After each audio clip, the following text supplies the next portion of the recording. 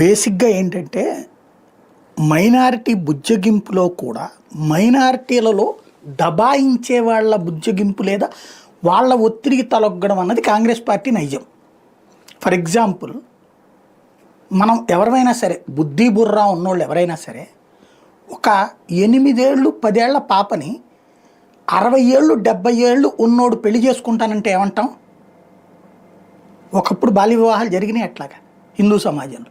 ఏమన్నాం? ఇప్పుడు అట్లా దాన్ని దుర్మార్గం అన్నాంగా, తప్పన్నాం కదా. హిందూ సమాజం ఇప్పుడు చేస్తుంది అట్లాగా. 10 ఏళ్ళకి 12 ఏళ్ల పిల్లని తీసుకెళ్ళి 50 ఏళ్ళు 70 ఏళ్ళ ముసలోడిని చేయట్లేదు కదా.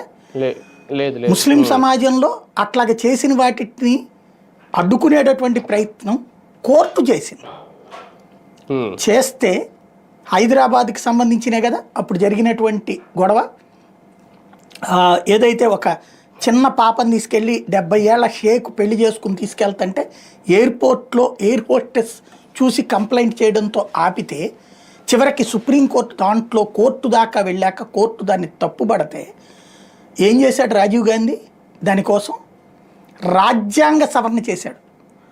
ముస్లింలకి వివాహ వయసు వాళ్ళ మతాచారాల ప్రకారమే నిర్ణయం తప్పించి ప్రభుత్వం జోక్యం చేసుకోకూడదని చెప్పి.